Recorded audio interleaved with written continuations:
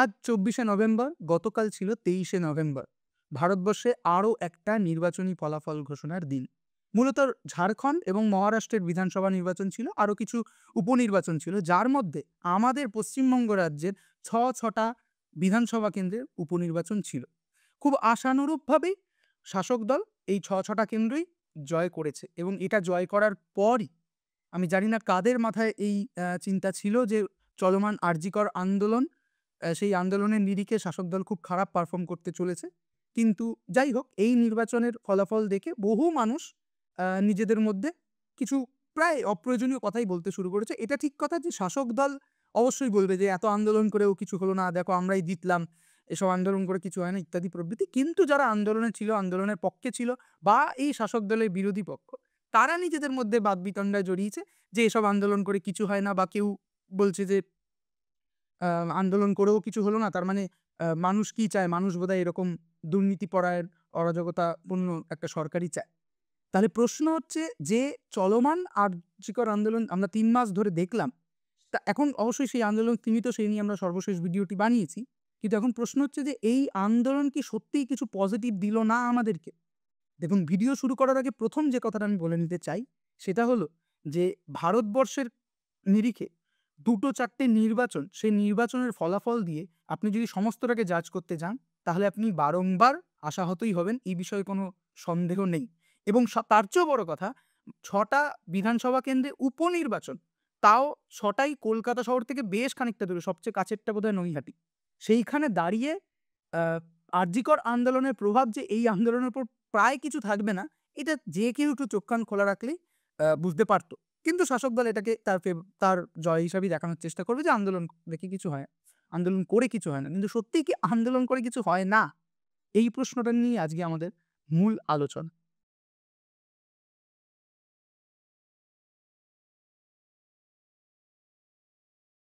প্রথমেই একটা ব্যক্তিগত ঘটনা দিয়ে শুরু করি। যদিও আজকের ভিডিওর একটা বড় অংশ ব্যক্তিগত ঘটনা নিয়েই থাকবে।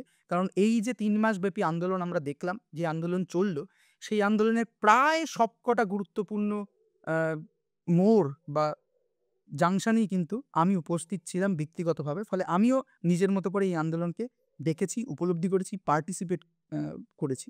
ফলে আজকের যে আলোচনা বা কথা যাই বলা না হোক, সেখানে অনেকটাই ব্যক্তিগত দিক থাকবে। আরেকটা ছোট্ট কথা বলার, সেটা হচ্ছে যে আমরা যে ধরনের কাজ করি অ্যাজ এ পিগমেন্টস এর তরফ থেকে বলছি যে আমরা যে ধরনের কাজ করি, আপনারা দেখছেন এখন আমাদের কাজ। আমাদের কাছে যে পরিমাণ লোক দেখছে সেটা আমাদের কাছে অনেক। কিন্তু একটা কথা আমরা দেখেছি, পড়েছি যে YouTube এ ভিডিওর শেষে বা শুরুতে সাবস্ক্রাইব করুন এই কথাটা না বললে নাকি লোকজন সাবস্ক্রাইব করে না, এটার যথেষ্ট প্রমাণ আছে। কিন্তু মুশকিল হচ্ছে যে আমরা ঠিক সাবস্ক্রাইবারের জন্য ভিডিও করি না বা কাজ করি না। আমরা আমাদের যা ইচ্ছা হয় আমরা তা করি। ফলে রোজ এই কথাটা বলার মতো মানসিকতা, ইচ্ছে, প্রয়োজনীয়তা কোনটাই আমরা অনুভব করি না।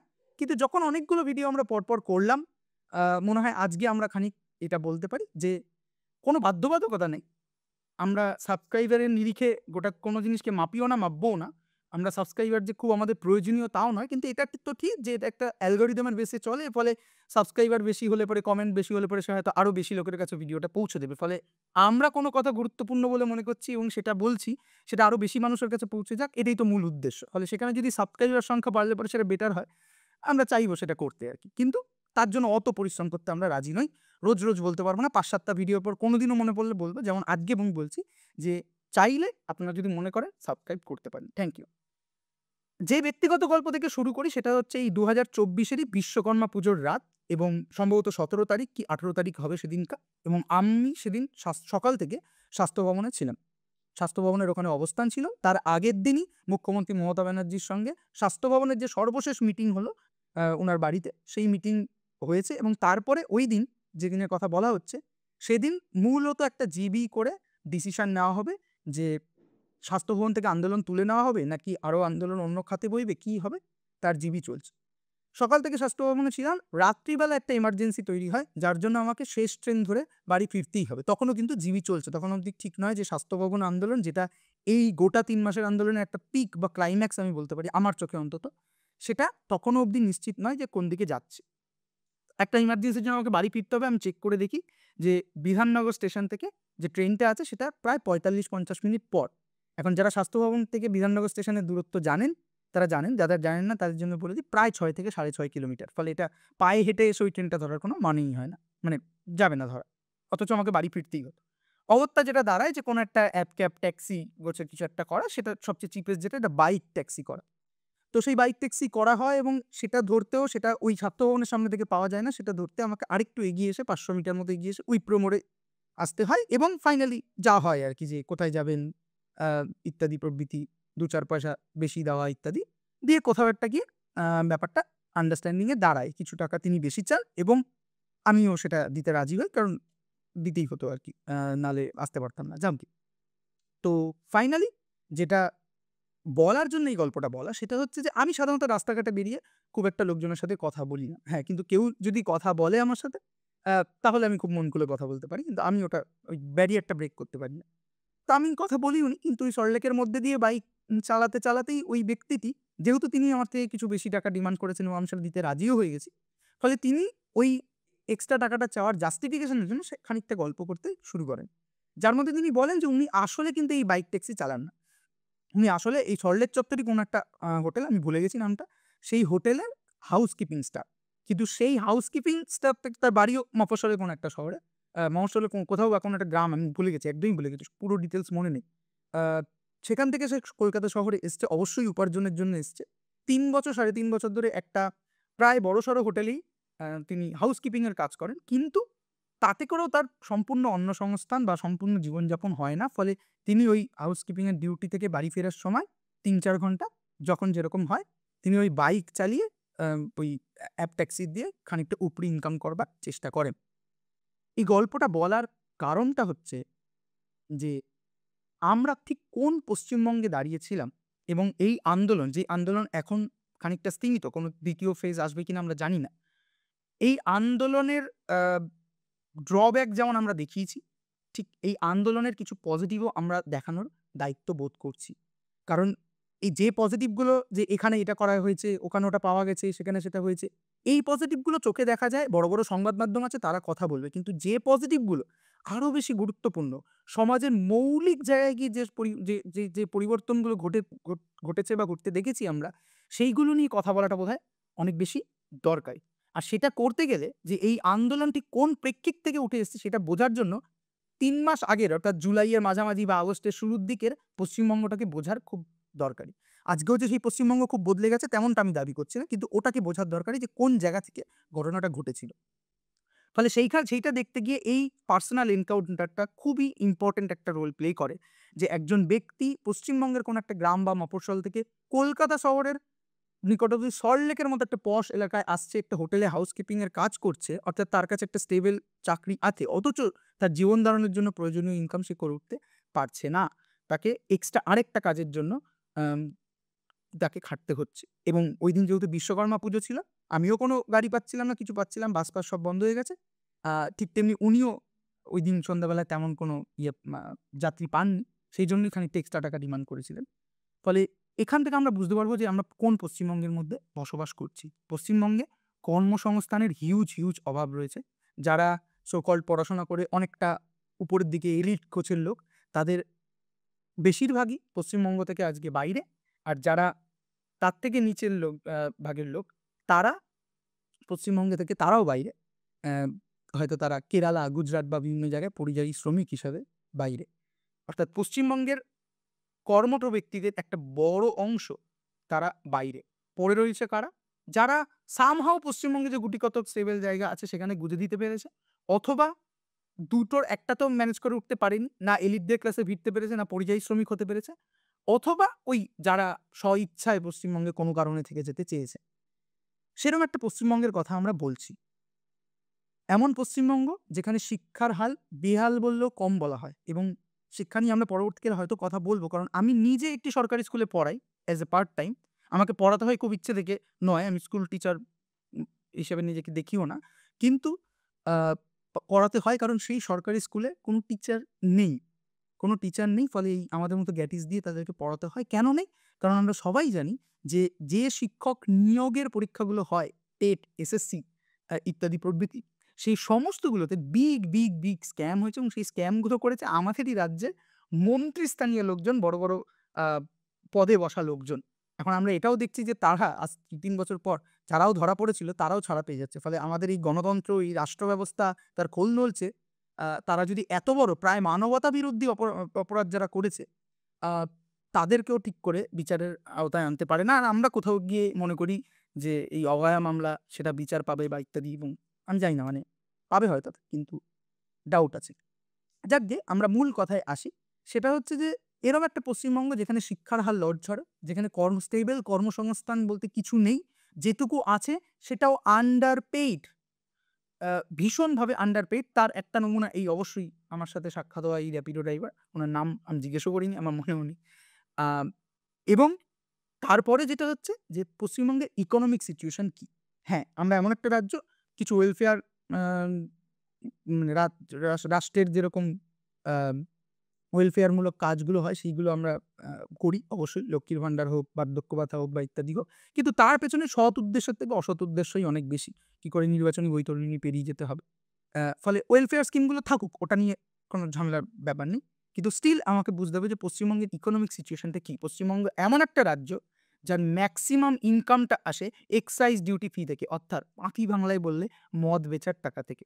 সেখানে দাঁড়িয়ে আমাদের কর্মসংস্থান নেই, শিক্ষার হার লড়ঝড়ে, এবং আ স্টেটটা, গোটা সরকারটা, গোটা রাজ্যটা চলছে কিভাবে চলছে হাওয়ায়, হাওয়ায় বোধহয় আমরা কেউই ঠিক করে জানি না।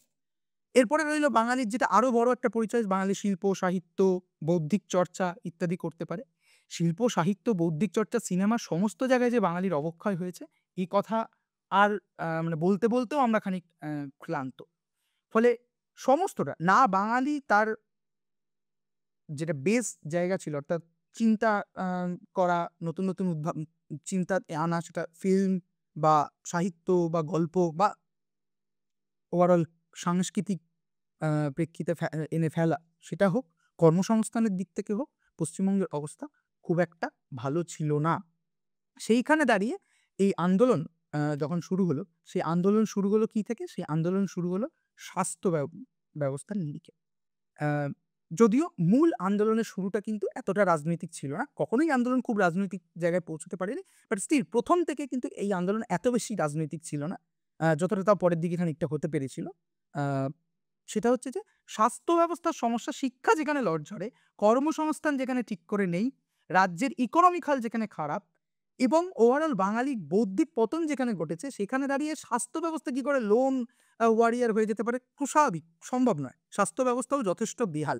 কিন্তু সেটা থেকে আন্দোলন শুরু হয়নি। আন্দোলন শুরু হয়েছে কলকাতার একটা প্রথিতযশা এবং পুরনো হাসপাতাল আর.জি.কর, সেখানে একটি খুন ও ধর্ষণ ঘটে সেখান থেকে। ধর্ষণটি ঘটে সম্ভবত ৮ তারিখ রাতে কি ৯ তারিখ রাতে, আমি ডেটটা ভুলে গেছি। সম্ভবত ৯ তারিখ রাতে। তারপরে যখন এই ঘটনা আমার কাছে এসে পৌঁছয়, ওইদিন যেদিন এটা সবাই জানতে পারে, সেই দিনই সন্ধ্যাবেলা আমি জানতে পারি।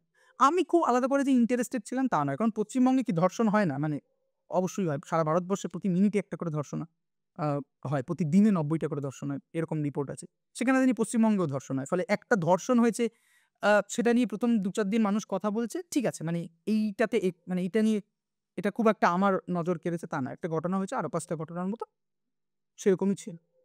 অবাক হলাম ১ম যখন, তখন হচ্ছে যে ১৪ই আগস্ট রাত্রিবেলা, অর্থাৎ ১৫ই আগস্ট, ১৪ আর ১৫ র মাঝের যে রাত্রিবেলা, যেদিন ওই ১ম রাত জাগো বা রিক্লেইম দ্য নাইট মুভমেন্টটা ছিল, সেটা আমাদের সোদপুরেই আম একদম বিটি রোডের যে মোড় আছে সেখানে আমি ছিলাম রাত্রিবেলা, এবং আমি ১২টা নাগাদ বেরিয়ে দেখি যে আ অভাবনীয় ভিড়। মানে এই যে এই পরিমাণ গিজ করছে লোক যাকে বলে, আম ওই ১ম আমাদের সোদপুর বিটি রোডের ৩ রাস্তার মোড়ে দাঁড়িয়ে আমার রিয়ালাইজ হয়, না দিস ইজ সামথিং নিউ। এইটা আমি অ্যান্টিসিপেট করিনি। হ্যাঁ, একটা ধর্ষণ হয়েছে, সেটা নিয়ে ২ দিন রেইজ হবে। দিল্লিতেও দিল্লির ঘটনার সময় হয়েছিল। সেটা ঠিক আছে। কিন্তু আমি এটা আশা করিনি। ফলে ১৪ তারিখ রাত্রিবেলা বা ২০২৪ এর ১৫ই আগস্টের রাত্রিবেলা সেই জাংশন পয়েন্টে ১ম আমি রিয়ালাইজ করলাম যে কিছু একটা নতুন ঘটতে চলেছে। কিছু একটা নতুন ঘটছে। এত লোক বেরিয়ে এসছে। অবশ্যই তারা অরাজনৈতিক জায়গা থেকেই বেরিয়ে এসেছিল। কিন্তু এট লিস্ট এরম একটা পশ্চিমবঙ্গ যেখানে কর্মসংস্থান নেই, আর কর্মসংস্থান না থাকলেই আপনার রুটি-রুজির ভয় আছে, এবং সেই ভয়টাকে শাসক পক্ষ কিভাবে ব্যবহার করতে হয় খুব ভালো করে জানে। সেইখানে দাঁড়িয়ে মানুষ বেরিয়ে আসছে। এই বেরিয়ে আসাটাই আমার কাছে খুব অভাবনীয় ছিল। এখন প্রশ্ন হলো কারা বেরিয়ে এলো? না তারাই বেরিয়ে এলো, ওই যে বললাম ১ম তারাই বেরিয়ে এলো যারা না তো এতটা এলিট হতে পেরেছে, যা বিদেশের কোনো দেশে নিজেকে গুঁজে দিতে পেরেছে, বা ভারতবর্ষের কোনো আ বড় ফ্লারিশিং সিটি সেখানে কোনো কাজ নিয়ে গুঁজে যেতে পেরেছে। না তো খুব নিচু স্তরের লোক আর্থিকভাবে, যারা নিজেদেরকে পরিযায়ী শ্রমিক হিসেবে ভাবতে পারে এবং অন্য রাজ্যে গিয়ে লেবারের কাজ করতে পারে। এই ২ এর মাঝামাঝি থাকা মূলত যে বাঙালি মধ্যবিত্ত সেকশনটা, যারা স্বইচ্ছায় হোক বা অন্য কোনো কারণে হোক নিজেকে পশ্চিমবঙ্গ রাজ্যের বাইরে নিয়ে গিয়ে ফেলতে পারেনি, তারাই মূলত নেমে এসছিল। আর তার সঙ্গে অবশ্যই একটা বড় অংশ ছিল মহিলারা। এখন প্রশ্ন হচ্ছে যে তারা কি ১ম বার নেমে এলো? বা তারা কি করে নেমে আসতে পারল? এবং কেন আমি বলছি নেমে আসাটা এত অভাবনীয়? তার কারণ হচ্ছে যে যখনই এরকম ইকোনমিক জায়গায় আপনার গন্ডগোল থাকবে, তখন আপনি খুব সাহসী হতে পারবেন না। সেই জন্যই একটা রাষ্ট্র চায় যে আপনি ইকোনমিক্যালি খুব স্বাবলম্বী যেন না হন, এবং সেই স্বাবলম্বিতাটা যেন সবসময় আ রাষ্ট্র একটা এক্সট্রা গভর্নমেন্টাল পাওয়ার দিয়ে ম্যানেজ করার চেষ্টা করে। অর্থাৎ বিভিন্ন রাষ্ট্রের ওয়েলফেয়ার স্কিম থাকুক, আমি তার পক্ষে। কিন্তু আজকাল যেটা দেখা যাচ্ছে বিশেষ করে ভারতবর্ষের মতো দেশে, যে ওয়েলফেয়ার স্কিমগুলোকে এমনভাবে ব্যবস্থা করা, অর্থাৎ স্বাভাবিক অর্থনৈতিক উন্নতিকে নামিয়ে দাও এবং তারপরে খানিকটা ওয়েলফেয়ার স্কিমের থ্রু দিয়ে গোটা জিনিসটাকে চালাও। অর্থাৎ মানুষকে না বলেই খানিকটা তার দাসত্ব অর্জন করে না, দাসত্বের জায়গায় তাকে নিয়ে যাওয়া। এটাই আজকাল চলছে। এটা পশ্চিমবঙ্গ জুলাই, আগস্ট মাসেও পশ্চিমবঙ্গে চলছিল। তার মধ্যে থেকেও আমরা শিক্ষক আন্দোলন দেখেছি। তার মধ্যে থেকে আমরা ডিএ আন্দোলন দেখেছি। তার মধ্যে থেকে আমরা বিভিন্ন যতগুলো স্ক্যাম হয়েছে সবকটার পেছনেই একটা করে আন্দোলন। এবং শিক্ষক আন্দোলনদের মধ্যে আবার কতগুলো ভাগ আছে। সেই ভাগের মধ্যে হচ্ছে যে কেউ প্রাইমারি, কেউ আপার প্রাইমারি, কেউ অমুক, কেউ তমুক। নানা রকম ভাগ আছে। সরকার পক্ষ আবার খুব সুকৌশলে এদেরকে লড়িয়ে দেয়। এরাও লড়ে যায়। আল্টিমেটলি ছোট, ছোট আন্দোলন গড়ে উঠেছে। সরকার খুব সুন্দর ম্যাক্রো ম্যানেজমেন্ট করে ওভারঅল আন্দোলনগুলোকে ভেঙে দিতে পেরেছিল। কারণ পশ্চিমবঙ্গের মানুষ মোটামুটিভাবে, এক তো পশ্চিমবঙ্গে যারা অ্যাক্টিভ আ ডেমোগ্রাফি যাকে বলা হয়, সেই ডেমোগ্রাফির লোকরাই খুব কম রাজ্যের বাইরে চলে গেছে। আর যারা সত্যিকারে এফেক্টেড হচ্ছে তাদের মধ্যে যারা মধ্যে আছে, তারাও কোনোভাবে যেন নিজের কমফোর্টটা এনশিওর হয়, আমরা মোটামুটি ওইদিকে শিফট করে গেছি। অর্থাৎ আপনি বাঁচলে বাপের নাম। এটাই হয়। একটা ইকোনমিক্যালি পুয়ার স্টেটে এটাই হয়। এটাই হওয়া স্বাভাবিক। সেইখানে দাঁড়িয়ে একটা বৃহত্তর আন্দোলন, নিজের আগে সবার কথা ভাববো তা নয়। ফলে যেটুকু আন্দোলন হয়েছে সেটুকুর পিছনে মূলত ছিল যে ভাই আমার হাতে ঘা লেগেছে। আমি একটা আপার প্রাইমারির অ্যাসপিরেন্ট, আমি চাকরি পাচ্ছি না। আমি একটা অমুকের অ্যাসপিরেন্ট, আমি চাকরি পাচ্ছি না। চলো আন্দোলন করি। ফলে খুব স্বাভাবিকভাবে সরকার সেই আন্দোলনগুলোকে ম্যানেজও করেছে এবং ভেঙেওছে। মানে আমরা তো এই দৃশ্য দেখেছি যে ওই স্বাস্থ্য ভবনের সামনেই শিক্ষা ভবন হোক বা বিকাশ ভবন, শিক্ষা ভবনই তো বোধহয় বিকাশ ভবন। আ যাই হোক, সেই সমস্ত জায়গা থেকে আন্দোলনকারীদেরকে প্রায় পুলিশ পা-জা-কোলা করে টেনে হিঁচড়ে চুলের মুঠি ধরে টেনে নিয়ে গাড়িতে তুলে আন্দোলন ছত্রভঙ্গ করেছে। যেটা এই আন্দোলনে কিন্তু আমরা দেখে উঠতে পারিনি। তার কারণ হচ্ছে এই যে যূথবদ্ধতার গল্প, নিজের আগে অন্যের কথা বলা, অর্থাৎ সামষ্টিক আকাঙ্ক্ষাকেই প্রাধান্য দেওয়া rather than আ নিজের ব্যক্তিগত আকাঙ্ক্ষা, এইটা কিন্তু আমরা ল্যাক করছিলাম এবং এটা সব রিলেটেড। মানে আমাদের বৌদ্ধিক অধঃপতন হোক, ওভারঅল ইকোনমিক অধঃপতন হোক, সবটা মিলিয়েই আমরা এই জায়গায় পৌঁছেছিলাম। ফলে আন্দোলন হয়নি তা নয়, খুব স্বাভাবিকভাবেই আন্দোলন হয়েছে। কিন্তু সেই আন্দোলনে খুব বিস্তৃতি তৈরি করতে পারিনি। সরকার খুব সহজেই ভেঙে দিতে পেরেছে। এবার যে ঘটনাটা ঘটল সেটা হচ্ছে একটা খুন ও ধর্ষণ। দেখুন, ধর্ষণ একটা ন্যাচারাল ক্রাইম। আমরা যতই ধর্ষণের বিচার চাই বা না চাই, ধর্ষণ এটা একটা ন্যাচারাল ক্রাইম। অর্থাৎ এই ক্রাইম বোধহয় এরকম স্টেট তৈরি করা খুব মুশকিল যেখানে একটাও ধর্ষণ হয় না। অবশ্যই এটার পিছনে থিওরি আছে। আমরা সেটা নিয়ে এখানে আলোচনা করছি না। কিন্তু এটা খুব মুশকিলের জায়গা। ফলে ধর্ষণ, আর বিশেষ করে ভারতবর্ষের মতো একটা দেশে মিনিটে যেখানে আম একটা করে ধর্ষণ হচ্ছে, মিনিটের সংখ্যাটা ভুল বলছি হয়তো। কিন্তু দিনে ৯০ টা করে ধর্ষণ রিপোর্ট হচ্ছে। তার বাইরেও ধর্ষণ হচ্ছে। সেখানে দাঁড়িয়ে একটা ধর্ষণ ঘটেছে, সেটা মানুষের মনে রেজ তৈরি করবে। কারণ এই ধরনের ঘটনায় মানে আপনি চোখে আপনি যে কালকে ধর্ষণ করবে তাকেও যদি আপনি ঘুম থেকে উঠে দুটো চড়-থাপড় মেরে বলেন, "ভাই তুমি কি ধর্ষণের সমর্থক না ধর্ষণের বিরোধী?" সে বলবে ধর্ষণের বিরোধী। অথচ সে কালকেই হয়তো ধর্ষণ করবে। ফলে ধর্ষণের মধ্যে একটা, যেমন ধর্ষণ যেমন একটা ন্যাচারাল ক্রাইম, ফলে এর বিরুদ্ধে বিরোধিতাও খুব ন্যাচারাল। ফলে যখন একটা ধর্ষণ হলো এবং সেটা নিয়ে একটা বিরোধিতা তৈরি হলো, প্রথম ২-৩ দিন ফেসবুক বা মিডিয়ায় দেখতে পেলাম। আমি খুব একটা বদার্ড ছিলাম না। কিন্তু স্টিল আপনাকে বুঝতে হবে যে এরম একটা স্টেটে যেখানে ইকোনমিক হাল খারাপ, শিক্ষার হাল খারাপ, সেখানে দাঁড়িয়ে ওই আঁতে ঘা না লাগলে পরে মানুষ বেরিয়ে আসবে না। শিক্ষকরা হোক, ডিএ আন্দোলনকারীরা হোক, তাদের হাতে ঘা লেগেছিল বলে তারা বেরিয়ে এসেছিল, তারা সাস্টেইন করতে পারেনি। এইখানে হাতে ঘাটা লেগেছিল কিন্তু একটা ওখানে যেহেতু আইডেন্টিটি বেসিসে যে শিক্ষকরা চাকরি পাচ্ছে না, শিক্ষকরা নামলো। এ চাকরি পাচ্ছে না, ও টাকা পাচ্ছে না, ও নামলো। আর এখানে যেহেতু একটা ধর্ষণ হচ্ছে, কি হয়ে গেল কলকাতা শহরের মাঝখানে? এই যে একটা একটা হুড়কো ছিল, তার জন্যই কিন্তু মানুষ আ বেরিয়েছিল। শাসকের ভয় খানিকটা উপেক্ষা করেই বেরিয়েছিল এবং অরাজনৈতিকভাবেই বেরিয়েছিল। ঠিক আছে? ফলে উম যে খণ্ডিত হওয়ার জায়গাটা ছিল, সেই জায়গাটা থেকে আমরা অনেকটাই বেরিয়ে আসতে পেরেছিলাম। কারণ সবাই কম বেশি ধর্ষণের বিরোধী। But I was not interested in this movement until and unless 14 night আমি আগেই বললাম। আ ১৪ তারিখ রাত্রিবেলা সবটা ভুলে গিয়ে মানুষ রাস্তায় নামলো এবং অভাবনীয় সব চিত্র তৈরি হলো।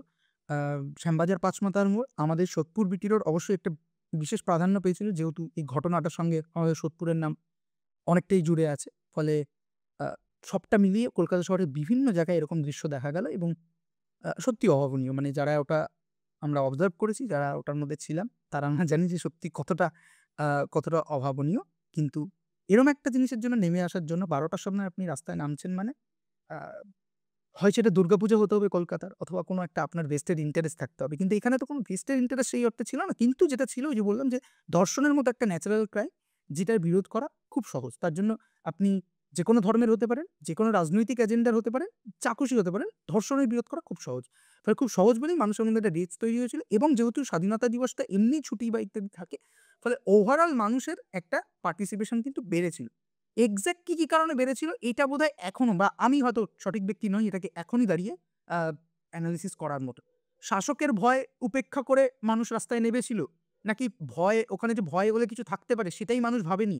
আ চলো সবাই মানে ওই খানিকটা হয় না যে সবাই মিলে চলো দেখি সবাই কি করবে? সবাই কি করবে করতেই ঘর থেকে অনেক লোক বেরিয়ে এসছিল। ওই মানে আমরা এইখানে দাঁড়িয়ে সেটা জাজ করার জায়গা নেই। কিন্তু নেমেছিল, দিস ইস দ্য ফ্যাক্ট। এবং তারপরে যেটা ঘটলো একটা চেইন রিঅ্যাকশন শুরু হলো। একটা বড় সময় ধরে একবার নয় বারবার দিনের বিভিন্ন সময় বিভিন্ন পেশার মানুষ বিভিন্ন আইডেন্টিটি নিয়ে রাস্তায় নামতে শুরু করলো এবং তার মধ্যে কারা ছিল?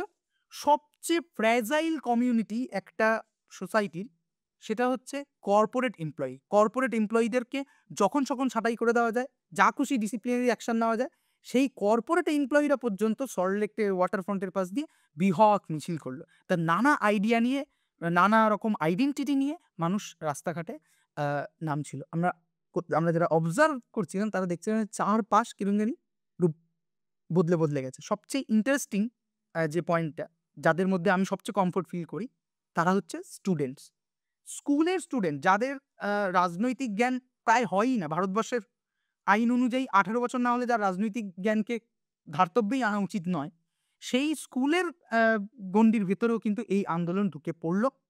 অবশ্যই সবটা যে খুব বুঝে তা নয়। কারণ আমরা এমন একটা জেনারেশন তৈরি করেছি তাদের থেকে তো রাজনীতি করতে হয়। সামষ্টিক আকাঙ্ক্ষা থেকে আ ব্যক্তিগত আকাঙ্ক্ষাকে কম প্রাধান্য দিতে হয়। এসব কথা মানে এ তো মানে অনেক দূরে আমরা এখান থেকে এক্সিস্ট করছি। বাট স্টিল আমি আমার নিজের স্কুলে পর্যন্ত দেখেছি যে স্টুডেন্টরা এসে বলেছে যে কি করে আন্দোলন করা যায়। সরকারকে পর্যন্ত মানে কোথাও প্রচ্ছন্ন, কোথাও ডিরেক্ট নোটিশ জারি করতে হয়েছে যে স্কুলে এরকম কোনো আন্দোলন করা যাবে না স্কুলের ব্যানার নিয়ে। তখন আমার স্টুডেন্টরা আমার কাছে এসে বলেছে যে, "কি করে এটা করা যায়?" তখন তাদেরকে বুঝিয়ে দেওয়া হচ্ছে যে, চিঠি লিখতে পারিস" বা ইত্যাদি প্রভৃতি। কিন্তু সবটা মিলিয়ে শাসকও কিন্তু চুপ থাকেনি। শাসক আঘাত করেছে, নৈহাটিতে আঘাত হতে দেখেছি। নানা জায়গায় আঘাত হতে দেখেছি। আ তারপরে তার বিরোধিতাও হয়েছে। আন্দোলন আরো চড়াও হয়েছে। কিন্তু মোদ্দা কথা মানুষ থেমে দেখেনি। শাসক যেমন তার আঘাত শুরুর দিকে যেরকম অন্য আন্দোলনগুলো করছিল, এই আন্দোলনের ক্ষেত্রেও করা শুরু করেছে। তার সবচেয়ে ক্লাসিক উদাহরণ হচ্ছে যে ১৪ তারিখের রাত নিয়ে এত কথা বললাম, সেই ১৪ তারিখ রাতে এই ঘটনার কেন্দ্রবিন্দু আরজি করেই ভাঙচুর হলো। সেই ভাঙচুরের কালপ্রিটদের আমরা এখনো জানি না কারা তারা। সো মোদ্দা কথা হচ্ছে যে শাসক আঘাত করেছিল। শাসকের যেটা চিরাচরিত টেকনিক সেটা শাসক ব্যবহার করেছিল। কিন্তু অচিরেই শাসক বুঝতে পারে যে দিস ইস সামথিং নিউ। যেমন আমরা বুঝতে পেরেছিলাম যে এটা কিছু একটা নতুন ঘটছে। সেরকম শাসকও বুঝতে পেরেছিল। ফলে শাসক আস্তে মোর ট্যাকটিক্যাল গেম খেলতে শুরু করে। যে জায়গাটা আবার আমরা তখন ধরে উঠতে পারিনি। আমরা ল্যাগ করেছি। ফলে স্কুল স্টুডেন্টরা নেমেছে, বিভিন্ন রাজনীতির লোকরা তো আগে নামবেই বটেই। কর্পোরেট এমপ্লয়িরা নেমেছে এবং বিভিন্ন আইডেন্টিটি সেক্স ওয়ার্কার থেকে সমাজের প্রান্তিক মানুষ প্রত্যেকে নেমেছে। আমরা যতই বলি যে তার বেসিস গুলো অরাজনৈতিক ছিল, খুব স্পষ্টভাবে বলা যেতে পারে বা দেখা যেতে পারে। কিন্তু কোথাও গিয়ে একটা রাজনৈতিক আন্ডারস্ট্যান্ডিং না থাকলে কোনো আন্দোলনে নামা যায় না। এট লিস্ট সেন্ট্রালি সেটা নেমেছে। কত ছোট, ছোট মিছিল আমরা দেখেছি। আমি হয়তো কলকাতা থেকে একটা বড় মিছিলে বাড়ি ফিরছি, স্টেশন থেকে নেমে সাইকেল চালিয়ে বা আ অটোতে করে বাড়ি ফিরছি, দেখছি পাশের রাস্তাটা ব্লক করে একটা ছোট্ট ১০০-১৫০ লোকের মিছিল। এটা কন্টিনিউয়াসলি চলেছে দিনের বিভিন্ন সময়। আর ৫ দিন ৭ দিন পর, পর বিভিন্ন উপলক্ষে আ রাত দখল হয়েছে, শিল্পীরা রাস্তায় এঁকেছে। এই সবটা আ চলেছে। এবং শুধু রাস্তায় কেন বলি, আমি নিজে স্বচক্ষে দেখেছি, পুলিশের ধাওয়া খেয়েছি। সেটা হচ্ছে যুবভারতী ক্রীড়াঙ্গনে যখন ডার্বি বাতিল করতে হলো সরকারকে, ফলে সরকারও কিন্তু চুপ থাকেনি। সরকার ডার্বির মতো জিনিসকে বাতিল করেছে। তখন আমরা অবাক হয়ে দেখলাম। আমি সেই দৃশ্য বোধহয় জীবনে কোনোদিনও ভুলতে পারব না। বৃষ্টি পড়ছে, ঝমঝমিয়ে বৃষ্টি পড়ছে। আমি আমার এক বন্ধু ছিল। আ দুজনে ভিজছি এবং পুলিশের তাড়া খেয়ে অনেক ঘুরে টুরে গিয়ে ফাইনালি ওখানে গিয়ে পৌঁছেছি। ৩ টে ক্লাব যাদেরকে আমি প্রেসিডেন্সিতে পড়ার সময় দেখেছি মোহনবাগান, ইস্টবেঙ্গল একে অপরকে মানে আ অকথ্য ভাষায় এবং অশ্লীল ভাষায় আঘাত পর্যন্ত করে। আমরা অবাক হয়ে দেখলাম সেই ৩ টে ক্লাব মোহনবাগান, ইস্টবেঙ্গল, মোহামেডান স্পোর্টিং ৩ টে ক্লাব একে অপরের হাতে হাত ধরে ঘাড়ে উঠে আ তারা ওই রাস্তা মাতিয়ে রাখলো। পুলিশ গ্রেপ্তার করলো ইস্টবেঙ্গল, মোহনবাগান নির্বিশেষে। আর বাইরেও ইস্টবেঙ্গল, মোহনবাগান, মোহামেডানের সমর্থকরা নির্বিশেষে সেই ভ্যানের সামনে পড়ে ভ্যানের চাকা এক চুলও নড়তে দিল না। এটাও কলকাতা শহর দেখেছে। এটা অভাবনীয় ঘটনা। বিশ্বাস করুন, এটা অভাবনীয় ঘটনা। এটা আমার বলে দেওয়ার অপেক্ষা রাখে না। আমরা সবাই জানি। এরপরে আমরা যেটা দেখতে পেলাম সেটা হচ্ছে যে আরজিকর থেকে আস্তে, আস্তে আন্দোলন বেরিয়ে এলো। ১ম যে ঘটনাটা ঘটলো আমার মনে আছে আমার রাত্রিবেলা পড়ানো ছিল। আমি একটু রাত্রে পড়াই, অবাক লাগতে পারে কারো। আম রাত ১২টা ১২:৩০ থেকে পড়ানো ছিল। আমি ১২:৩০ থেকে ৩:৩০ পৌনে ৪টে অব্দি পড়াই। দেন ৩:৫০ এ সোদপুরের ফার্স্ট ট্রেন। আমি সেই ট্রেন ধরে ভোরবেলা লালবাজার যাই এবং আমি যখন ঠিক গিয়ে পৌঁছই, ঠিক সেই সময়ই একটা ঘটনা ঘটে, যে ঘটনার উদাহরণ দিলে আপনারা সবাই ঠিক তখনই পুলিশটা উল্টো দিকে ঘুমিয়েছিল। মানে চেয়ারে বসে খানিক রিল্যাক্স করছিল। ঠিক তখনই কারো মাথা থেকে একটা আইডিয়া বেরোয়।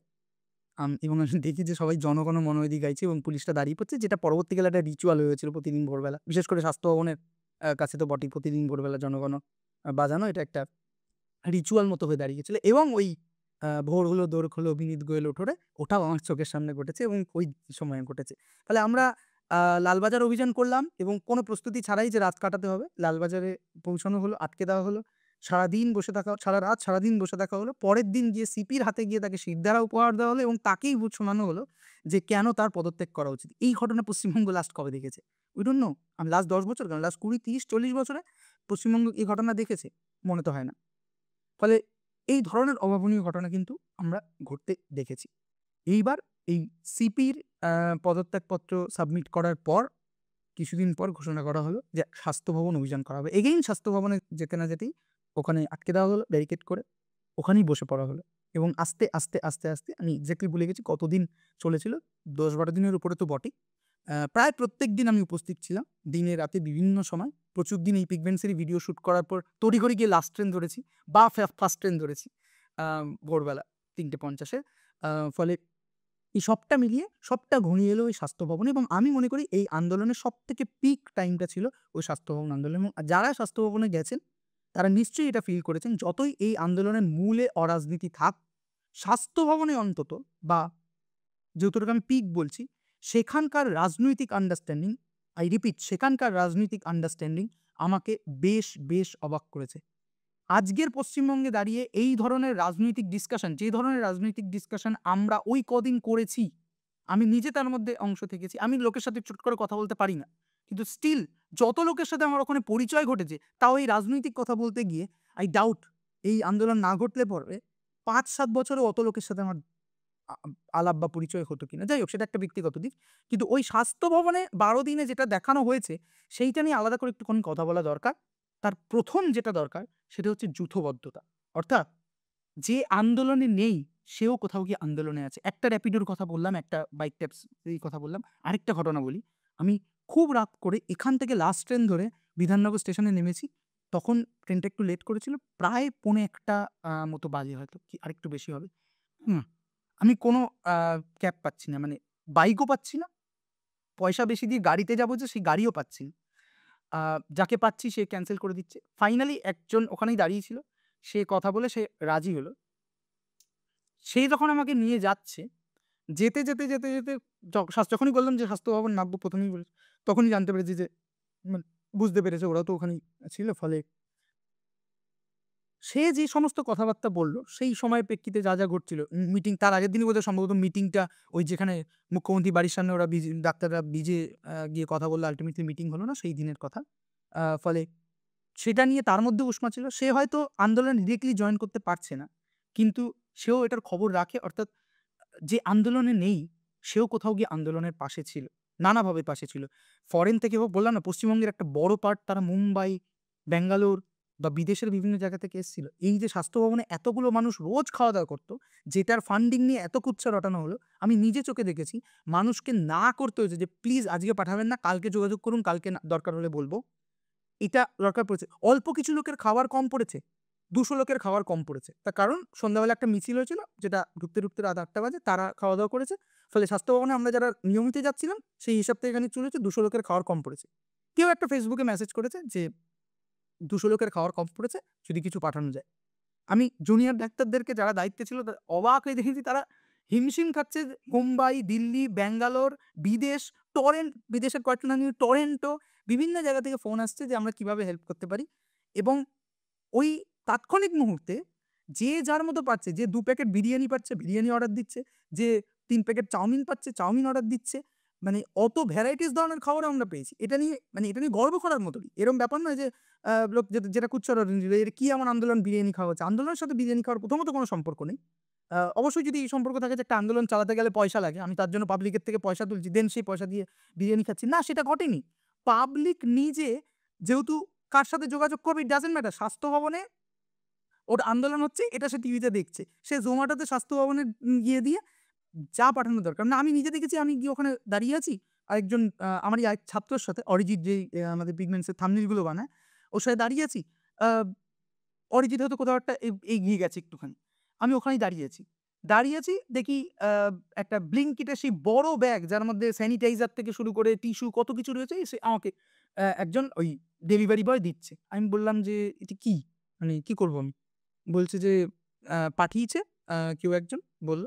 আ সে বলেছে যে, "স্বাস্থ্য ভবনে গিয়ে যারা আন্দোলন করছে তাদের কারো হাতে দিয়ে দিতে।" এইভাবে গোটা জিনিসটা ঘটেছে। ফলে একটা তো ডিরেক্ট ফান্ডিং। আর ডিরেক্ট ফান্ডিং ছাড়াও এইভাবে মানুষ নিজের ক্যাপাসিটিতে যা পেরেছে তাই পাঠিয়েছে। পাখা, জল মানে হেন-সাই অত ধরনের অত ভ্যারাইটির যে মিনারেল ওয়াটারের বোতল হয়, আমি স্বাস্থ্য ভবনে না গেলে দেখতে পারতাম না। কিন্তু এখানে যেটা ইম্পোর্টেন্ট সেটা হচ্ছে যে এই যূথবদ্ধতার গল্প। যে আন্দোলনে নেই সেই যেমন আন্দোলনে পার্টিসিপেট করছে, যারা আন্দোলনে রয়েছে তারাও তো পার্টিসিপেট করছে। আমি এক অবাক হয়ে দেখেছি মোস্ট অফ দ্যা মানুষের ক্ষেত্রে হ্যাঁ, কিছু মানুষ তো থাকবেই যারা এখান থেকে মানে ওই সুবিধা খানিক এক্সট্রা নিতে চেষ্টা করে। কিন্তু আমি মোরাললেস যেটা দেখেছি ওই আন্দোলনে যারা ছিল তারা কম বেশি এই যে রিসোর্স, জল প্রচুর আছে। কিন্তু তা বলে কেউ একটা ১ লিটারের বোতলে ২ ঢোক ৩ ঢোক জল খেয়ে বাকি বোতলটা ফেলে দিচ্ছে, এটা আমি ঘটতে দেখিনি। বরং আমি উল্টোটাই দেখেছি যে রিসোর্সের meticulous ইউজ এটা আমি করতে দেখেছি। আমরা ৩ টে রাত বৃষ্টির রাত দেখেছি এবং অঝোরে বৃষ্টির রাত দেখেছি। সেই বৃষ্টির রাতে আমরা প্রত্যেকে সবাই আমি নিজে ব্যক্তিগতভাবে এবং আরো অনেকে বাঁশ নিয়ে দাঁড়িয়েছিলাম। কারণ ওই তিপলে জল জমে তিপলগুলো নিচে পড়ে যাচ্ছিল। সেই বাঁশ নিয়ে দাঁড়িয়েছিলাম গোটা রাত্রি বৃষ্টিতে ভিজতে, ভিজতে। আম এই যে একে অপরের জন্য ওই যে আবার একটা কথা বারংবার আজকের সমাজে শেখানো হয় আমাদেরকে যে, "আপনি বাঁচলে বাপের নাম।"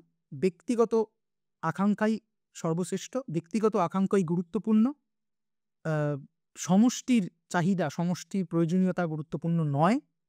সেটাকে ভেঙে যেতে আমি স্বাস্থ্য ভবনে দেখেছি এবং এটা আমাকে এক অদ্ভুত আ অকল্পনীয় অভিজ্ঞতা দিয়েছে। তারপরে যেটা খুব গুরুত্বপূর্ণ, স্বাস্থ্য ভবনের ওই গোটা স্টেজটা জুড়ে বিভিন্ন জায়গায় আমি যেখানে বসেছি within 5 to 10 মিনিট আমি দেখেছি যে গভীর রাজনৈতিক আলোচনায় আমরা একে অপরে ঢুকে কে শুরু করেছে কোনো ব্যাপার নেই। কোনো একটা সামান্য বিষয় থেকে শুরু হয়েছে। খুব সামান্য বিষয় যে এই আন্দোলন কোথায় যাবে? কি হতে পারে? সেখান থেকে যে পরিমাণ পলিটিক্যাল আন্ডারস্ট্যান্ডিং এর কথা আমরা বলেছি এবং আমরা শুনেছি অন্য পক্ষ থেকে, আমি জানি না ইদানিং তো পশ্চিমবঙ্গে এই ধরনের বৌদ্ধিক চর্চা আদৌ হয় কিনা? যে নন্দনে হতে দেখতাম কলেজ লাইফে, সেই নন্দনটাও পর্যন্ত আজকে ওই কর্পোরেট সুলভ ঝাঁ চকচকে করতে গিয়ে বাঙালির যে মূল আ স্পিরিটটা সেটাকে নষ্ট করে দেওয়া হয়েছে। ফলে এই ধরনের আলোচনা আমি নন্দনে হতে দেখেছি। যাদবপুরের ক্যাম্পাসে হতে দেখেছি, প্রেসিডেন্সির ক্যাম্পাসে হতে দেখেছি। কিন্তু স্বাস্থ্য ভবনের মতো জায়গায় বহু মানুষ মিলে বিভিন্ন নিজেদের ক্যাপাসিটিতে করছে, আমি এটা দেখিনি। ফলে এগুলো ফান্ডামেন্টালি একটা সোসাইটিকে চেঞ্জ করে। কোনো ডিসিশন নেওয়ার ক্ষেত্রে যেটা যেটা খুব সামান্যতম ডিসিশনও যদি হয়, সেখানে অন্তত যে কজন ওখানে প্রেজেন্ট আছে তাদের সবার মতামত নেওয়া, অর্থাৎ একটা বাস্তবিক গণতন্ত্রের আ নিরীক্ষা করা, একটা প্র্যাকটিস করা, সেই প্র্যাকটিস আমরা দেখেছি। কোনো লিডারকে আমরা দেখিনি। হ্যাঁ, অবশ্যই সমন্বয়করা ছিল। আ বিভিন্ন লোক বিভিন্ন রকম দায়িত্ব সামলিয়েছে। কিন্তু কোনো লিডার নেই যে এ বলছে মানে এই কথা করতে হবে বা ওর ছত্রছায়ায় কাজ করা হচ্ছে। না, এসব ছিল না। এগুলো কি আদৌ ইম্পোর্টেন্ট? আমার মতে এগুলো ইম্পোর্টেন্ট। কারণ এগুলো অ্যাবস্ট্রাক্ট হতে পারে, কিন্তু এগুলোই একটা সোসাইটির ফান্ডামেন্টাল সমস্যাগুলোকে ঠিক করে। আপনি ২ টো ৫ টা ১০ টা নির্বাচন জিতে যেতে পারেন। নির্বাচন জেতাটা খুবই একটা সাডেন ব্যাপার। আ অনেক ট্রিক করে আমি যেহেতু একটুখানি স্ট্যাটিস্টিক্স জানি এবং যারা স্ট্যাটিস্টিক্স বোঝে তারা আজকে খুব ভালো করে জানে যে পয়সা থাকলে স্ট্যাটিস্টিক্যাল ম্যানিপুলেশন এর থ্রু দিয়ে স্ট্যাটিস্টিক্যাল এনালিসিস করে এবং তারপরে ম্যানিপুলেশন এর থ্রু দিয়ে আপনি একটা ইলেকশন জিতে যেতে পারেন উইথআউট এনি বেস, আপনার সো কল্ড পলিটিক্যাল বেস ছাড়াও। শুধু আপনার কাছে হয়তো ৳৫০০ টাকা থাকতে হবে। ফলে নির্বাচন জিতা আল্টিমেট নয় অন্তত আজকের ভারতবর্ষে। বরং আজকের এরকম একটা অধঃপতিত, একটা ভীষণই ডিপ্রেসিং ভারতীয় সমাজে দাঁড়িয়ে, পশ্চিমবাংলার মতো একটা জায়গায় দাঁড়িয়ে যেখানে আমাদের হাইটা এত ছিল, আমরা অধঃপতিত হয়েছি। সেখানে দাঁড়িয়ে ওই স্বাস্থ্য ভবন বা এই আন্দোলনের বিভিন্ন ক্ষেত্রে যে ধরনের বৌদ্ধিক আলোচনা হোক, যে ধরনের প্র্যাকটিস আমরা করতে পেরেছি, এই সবগুলোই এই আন্দোলনের মূল পজিটিভ। এই আন্দোলনের অনেক ড্রব্যাক আছে। আমরা সেই ড্রব্যাক নিয়ে কথা বলেছি। এই আন্দোলনের পজিটিভ গুলো নিয়ে আমাদের কথা বলতে হবে। হ্যাঁ, অবশ্যই এই পজিটিভ তো ছিল। অ্যাবস্ট্রাক্টনেস এর বাইরে বেরিয়ে যদি আমি বলি, কিছু দাবি সরকারকে দিয়ে মানানো গেছে। আ স্বাস্থ্য ব্যবস্থার যে লজ্জার হালটা সেটা মানুষের কাছে আরো পরিস্ফুটিত হয়েছে এবং তার চেয়েও বড় কথা, এই যে বর্তমান সরকারটা আমরা দেখছি, যে সরকারটা একটা প্রায় তার অনেকগুলো ফ্যাসিস্ট ট্রেন্ড রয়েছে, সেই সরকার কোনোদিনও মানুষের মধ্যে থেকে উঠে আসা কোনো দাবিকে পাত্তা তো দেয়, মানা তো অনেক দূরের কথা, পাত্তা পর্যন্ত দেয়নি। মিটিং করা, এতগুলো মিটিং হওয়া, মুখ্যমন্ত্রীর সাথে মুখ্যমন্ত্রী আ আন্দোলন ক্ষেত্রে চলে আসা, আমরা চট করে দেখিনি। মুখ্যমন্ত্রী এর আগেও একবার আন্দোলন চত্বরে এসেছেন, নেই। ঘটনাবশত আমিও সেদিন সেখানেই ছিলাম। সেটা ২০১৯ এর নির্বাচনের আগে। আমি জানি না শিক্ষকদের আন্দোলন ছিল। কোন শিক্ষক আমার মনে নেই। মেয়ো রোডে। কিন্তু দাবি মানা সব নেই। মানে কিচ্ছু নেই। ফলে সেগুলো তো হয়েইছে যে এমন একটা সরকার যার একটা ফ্যাসিস্ট গন্ধ রয়েছে যার গায়ে, এবং যে সরকার এতটা ডমিনেটিং, তাকে মানুষের মধ্যে থেকে উঠে আসা কিছু দাবি হলেও মানতে হবে। এটা পজিটিভ। কিন্তু এই পজিটিভনেস চোখে দেখা যায়। আমরা এটাই গুরুত্ব দিচ্ছি না। আমরা গুরুত্ব দিচ্ছি যে মানুষগুলোর মধ্যে কি পরিবর্তন হলো। যে মানুষগুলো ১৪ তারিখ রাতে নেমে এসছিল, তারা ১৪ তারিখ দুপুরবেলা কি করছিল? আর সেই মানুষগুলো যখন এই আন্দোলনের বিভিন্ন পর্যায়ে থাকলো, সেইখান থেকে তারা কি নিয়ে গেল? হয়তো তারা নিয়ে গেল কিন্তু রিয়ালাইজ করল না। এই রিয়ালাইজ করাটা খুব দরকারি। তাই আমরা আজকে এটা নিয়ে কথা বলছি। ফলে স্পষ্ট পাওয়া দেখা খুব সোজা। কিন্তু এই অস্পষ্ট পাওয়াগুলো নিয়েও আমাদেরকে কথা বলতে হবে। তাই জন্য আজকে এই কথা বলা। আ এই আন্দোলন অনেক কিছু প্রমিস করেছিল, কিন্তু সেই প্রমিস ডেলিভার করতে পারেনি। আমরা জানি না এই আন্দোলনের কোনো ২য় ফেজ আসতে চলেছে কিনা। কিন্তু মোরাললেস সেটা সেই প্রমিস সে ডেলিভার করতে পারেনি। ফলে সেখানে দাঁড়িয়ে আ যখনই এরকম কোনো ঘটনা ঘটে, আপনি ইতিহাস ঘেঁটে দেখুন, যখনই এরকম কোনো একটা আন্দোলন, পজিটিভ আন্দোলন ঘটে, তারপর সেই আন্দোলন যখন তার প্রমিস গুলোকে ডেলিভার করতে না পারে, আন্দোলন ভেস্তে যায়, তখন সমাজে একটা সম্পূর্ণ উল্টো দিকে টার্ন নেয়। অর্থাৎ যে কজগুলোর জন্য সে আন্দোলন করছিল, এখন সেই কজগুলোকেই সে অপ্রয়োজনীয় বলতে শুরু করে এবং মানতে শুরু করে, এবং অবশ্যই যারা তার উল্টো দিকে ছিল তারা ওটাকেই ক্যাপিটালাইজ করে এবং ইতিহাসে, পৃথিবীর ইতিহাসে যতগুলো দুর্ঘটনা ঘটেছে, সেটা হিটলারের চলে আসাই হোক, মুসোলিনির উঠে আসাই হোক, এই সমস্ত কিছু কিন্তু ঘটার পেছনে এই ধরনের কিছু একটাই আছে। অর্থাৎ একটা আন্দোলন যেটা ভীষণ পজিটিভ নোটে শুরু হয়েছিল, কিন্তু ফাইনালি সে ব্যর্থ হয়েছে। সে ডেলিভার করে উঠতে পারেনি। এই হতাশাতে যেন আমরা না পড়ে আসি। এমনি পশ্চিমবঙ্গের অবস্থা ইকোনমিক্যালি, এডুকেশনালি সব দিক দিয়ে খারাপ। কিন্তু তারপরে আমরা একটা এত বড় আন্দোলন করলাম যার অবশ্যই কিছু ড্রব্যাক আছে। আ ঠিক তেমনি কিছু পজিটিভও আছে এবং সেই পজিটিভগুলো খুব ফান্ডামেন্টাল, সেগুলোকে মনে রাখা দরকারি। আমরা যদি সেগুলোকে মনে রাখতে না পারি, সেগুলোর মধ্যে চর্চা আমরা না করে উঠতে পারি, আ তাহলে আমরা ওই ড্রব্যাকগুলো অবশ্যই দেখব। সেখান থেকে শিক্ষা নিয়ে এই আন্দোলনকে কিভাবে এগিয়ে নিয়ে যাওয়া যায় বা অন্য কোনো ক্ষেত্রে আন্দোলনের স্পিরিটটাকে বজায় রাখা। যে বাঙালি আ স্বাধীনতার ক্ষেত্রে সে তো আন্দোলন করেই স্বাধীনতা এসছে। সেই আন্দোলন করার ক্ষেত্রে বাঙালি সবচেয়ে এগিয়ে ছিল। সেই বাঙালির আজকে এই দুর্দশা। সেই স্পিরিটটাকে ধরে রাখার জন্য এই পাওয়াগুলোকেও, যে পাওয়াগুলো অকল্পনীয়, অভাবনীয়, সেটা নিয়ে আলোচনা দরকার। না হলে আমরা খুব সহজে হতাশাগ্রস্ত হব এবং এটার ফায়দা উল্টো দিকটা নেবে এবং পশ্চিমবঙ্গ আরও খারাপ থেকে খারাপ, বোধহয় একটা ডেঞ্জারাস দিকেও চলে যেতে পারে, যখন হয়তো আমরা একটা ফ্যাসিস্ট রিজিম দেখে ফেলব। এমনি ভারতবর্ষের এই গণতন্ত্রের পরিবেশ খুব একটা ভালো নয়। ফলে উপনির্বাচন হয়েছে, উপনির্বাচনে শাসক দলেরই জেতার কথা ছিল, তারাই জিতেছে, এটা খুব অভাবনীয় নয়। এটা নিয়ে বাকবিতণ্ডা করার মধ্যে খুব আহামরিকটা কিছু নেই। 2026-এও শাসক দল ওভারওয়েলমিং মেজরিটি পেতে পারে, that doesn't matter, what matters যে মানুষের মধ্যে কি চেঞ্জ হচ্ছে, এবং এই যে স্পিরিট, বৃহৎ পয়সা, বৃহৎ শক্তি, তার এগেনস্টে দাঁড়িয়ে কথাটা বলার যে সাহস, সেই সাহসটা আমরা দেখাতে পারছি কিনা, দ্যাট ইজ ইম্পর্টেন্ট অন্তত আমার কাছে। ফলে এই আন্দোলনের পজিটিভ দিক নিয়ে আমরা কথা বললাম, নেগেটিভ দিক নিয়ে আমরা আগে কথা বলেছি, আপনারা চাইলে সেই ভিডিওটা দেখতে পারেন।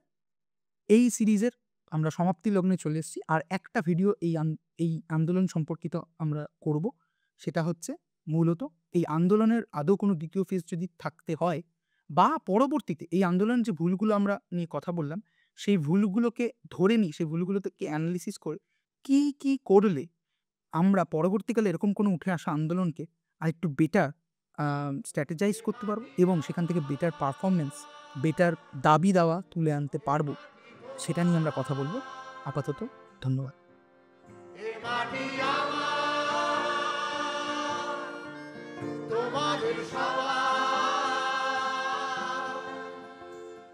ছেড়ে দেব না এই মাটির অধিকার, আমরা ছেড়ে দেব না কৃষকের অধিকার, আমরা ছেড়ে দেব না শ্রমিকের অধিকার, আমরা ছেড়ে